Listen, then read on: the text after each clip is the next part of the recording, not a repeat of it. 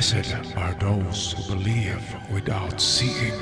John 20 verse 29. Magandang buhay mga katiats! Welcome back sa ating channel para sa ilang minutong pressure marker analysis at meron tayong magagandang marker dito. Ito yung mga receipt markers. Sa tingin ko nagpahiwatig ng hindi lang isa, hindi lang dalawa, ngunit tatlo na mga nakabaong deposito sa lugar na ito. Bago natin tatalakayin, shout out muna tayo. Okay, shout out tayo kay Kawan Heart TV, Intensity, Uncle Makasi Vlog, Dindo Abing, Danny Flores, Temp to Reveal, Archie Batat, Glenn Mario, Sir 196, Tess Cruz, kay Leto Kahabi. Shout out din kay Tito Asas, LGB Missouri, Kumaw Sisa, Papa Jack Journey, kay B-Boy, Vince Macabio, Zalbi, user IG5, JC40, and lastly, shout out kina user WP5, user EG9, kay Roy Tamini, Oliver Alparasin, at kay Rodel Carduna, obligado, at sa mga di nabanggit ng mga pangalan, shout out sa lahat. Okay, ito yung video na padala sa atin ng ating katiats. Napakaganda ng marker na ito. Big boulder marker with a classic hole sign. At merong mga katabing iba pang signs. Atin muna panoorin mga katiats ang buong video bago tayo mag partial analysis nito.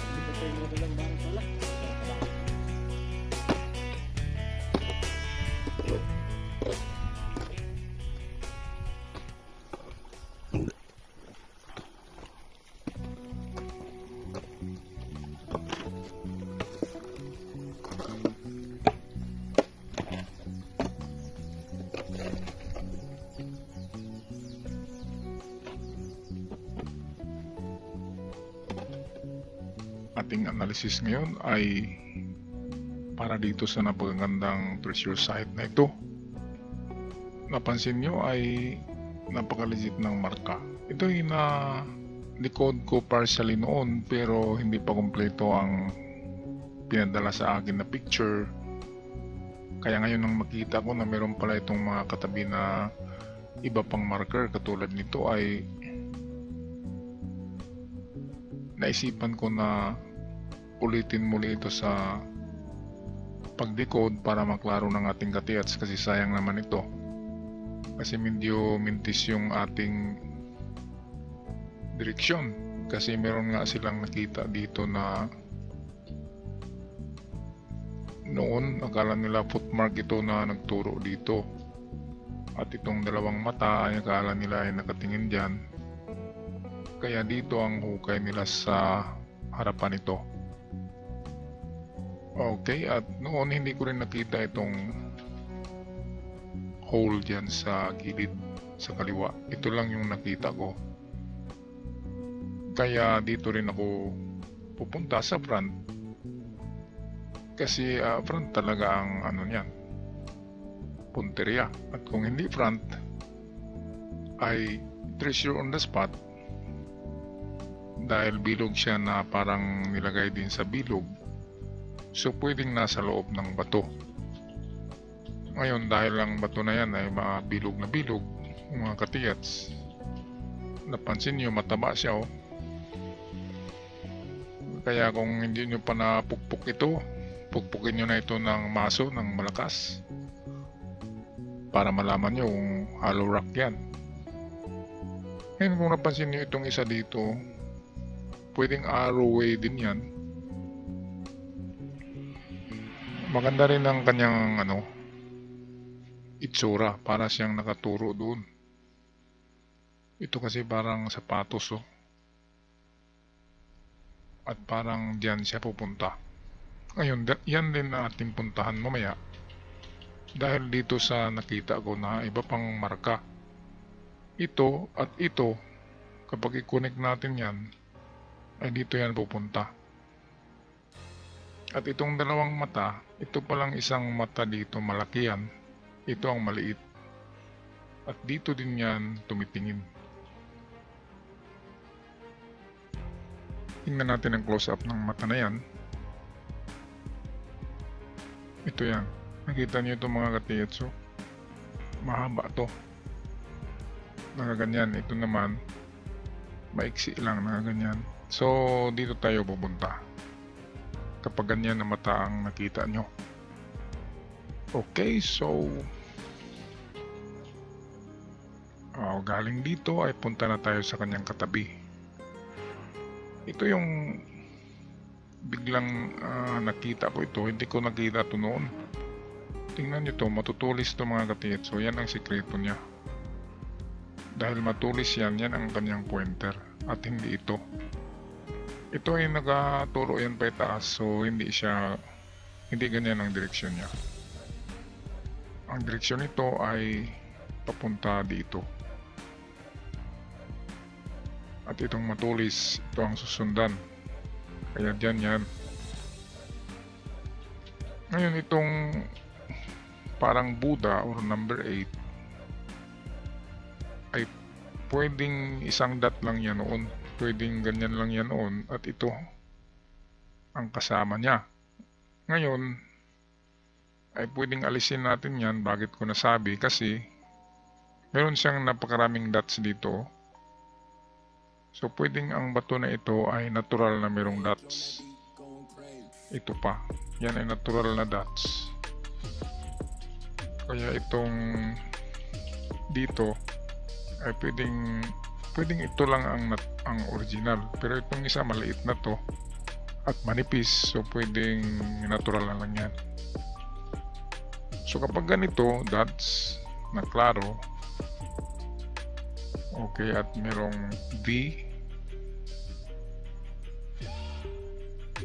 Ang V kapag nagaganyan, yan ay opening, entrance or doorway in front. Pero kapag nakatagilid, of course, dito ang kanyang punteriya. Pero kung nagaganito siya, ayan, pababa. So dito naman ang kanyang punteriya. Ngayon ito ay dahil nakaslant, nagaganyan.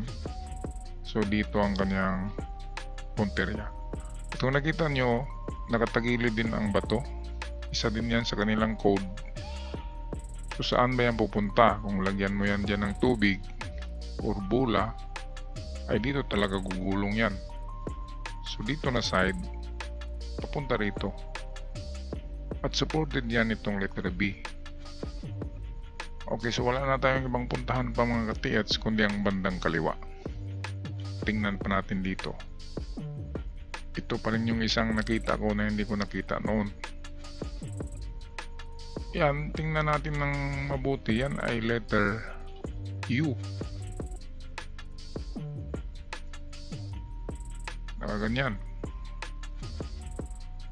At pwede rin siyang letter C. At kung i-align natin siya dito sa butas, ay gaganyan siya. Papunta siya doon. Pero masyadong mataas yan, kaya yung butas sa gilid dito, yun ang i-connect natin pag ganyan. Kaya ngayon ang ating puntahan ay ito na portion, southwest. Southwest ito, kung tama man tayo. At yan yung tinuro din ng letter B. At yung mata dito na dalawa, yan din ang tinitingnan niya. So dito na tayo mga katiyat silipat. Okay, ang kanina, okay, so ito yung whole scenario. Okay, ito, supporting to. So start tayo dito sa B. Yan. Diyan papunta ang B. Ngayon dito tayo sa C. Ganyan siya, connect natin dyan at i-connect natin sa dot dito sa gilid pag ganyan siya. So dito pa rin na banda. Ayan, so ito na banda ito. Bandang kaliwa mga katiyats. So itong hukay nyo ay narito lang oh. So napakakunti na lang talaga, halos 1 metros na lang ay matamaan nyo ito na portion. Pero bandang kaliwa pa yan, dito yan mga katiyats, dito na banda. So medyo 3 meters ang distance kung saan kayo naghukay. Ngayon ang layo niyan, umpisa tayo sa 5, and then kung wala, atras tayo sa 3 meters dahil merong given 3 dots sa banda rito. Okay, tingnan na natin tong picture na klarong-klaro ito. So dito tayo mag-finalize. So letter B, klarong-klaro yan na B. Ang kanyang target ay ito. Yan. Tatlong dot can be 3 meters or 15. Ngayon, ito naman ang i-connect natin. Nandito yung U or C sa gilid.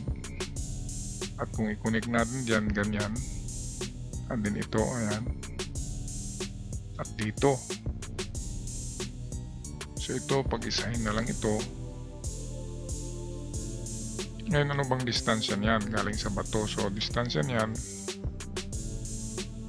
galing sa bato na itong malaki ay una tayo sa 5 meters. Sa medyo malayo. Kasi hindi talaga malapit ang hapon magbaon kapag malaki.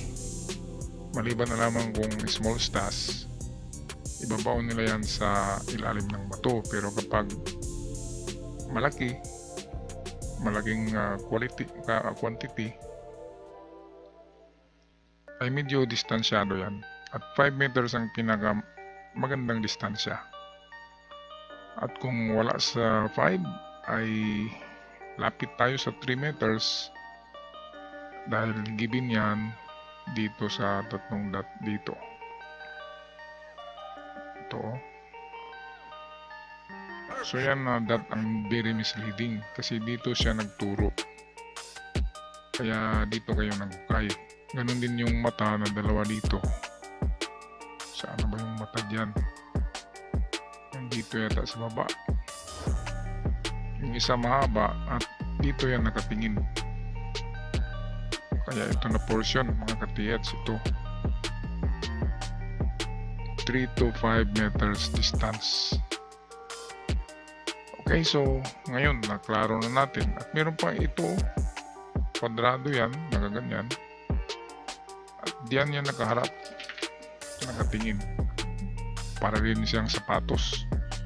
Yan ang mga sinasabi ko na ang lahat ng countersigns ay nagtuturo sa isang lugar, which is sa banda rito. At meron lang ako idagdag mga katiyats. Itong bato na ito ay hindi naman siguro itong bato na ito ay yung ating dinicode kasi wala siyang butas dito, di ba? At wala rin siyang mata. Kaya sa palagi ko ay ibang bato ito. At kung ganon, ang bilog na narito ay napakaganda niyan. Kasi yan ay man-made at napansin nyo, nagaganito ito. Ayan, so perfect talaga yan. Lagyan nila ng ganyan. Kasi ito ay automatic na 5 meters in front. Yan, 5 meters in front yan. Mga katiyats, lalo na kapag walang kasamang mga sign at yan lang yan talaga. Ito yung nag-symbolizes ng flag of Japan. Yan ang rising sun na kulay pula. Ngayon dalawa lang ang pag-decode nito, in front 5 meters at kapag wala ay mismo nasa likod lang niya nilagay. Katulad nito, dito yung dot 5 meters in front, pero minsan dito lang sa likod 1 meter galing sa bato sa likod. Yan ang pangalawang pagganap ng item sa bato na yan. At ang pangatlong paraan ay pukpok system. Pukpukin natin to, ang bato, kasi malalaking bato yan, pwedeng merong enclosure or treasure enclosed in the rocks. Itong dito, tingnan ito mga katiyats, so kung yan ay ganyan, so dito na side kung ganyan yan, at itong dito baka merong arrow yan na pababa, so kung ganyan ay dito din yan sa mismo sa kanyang front. Okay, so patuloy tayo. Okay, so yan lang ang aking analysis mga katiyats about your legit treasure site. At kung meron kayong financier dyan na kayang kumuha ng backhoe, ay backhoein nyo na itong palibot na ito. Galing sa gitna, mga 7 meters circumference. Ayan, ganyan. Tirahin nyo na yan ng backhoe para hindi na tayo mag-isa-isa ng testing. Diretso na ito. Sabihin nyo lang na meron kayong project na swimming pool o kuha kayo ng permit sa inyong barangay na swimming pool ang inyong gawin. Dahil bundok yan, pwede kayong magawa dyan ng resort. Okay, so yan lang. Ako'y magpaalam na. Maraming salamat. God bless you all. At sana ay swertihin kayo.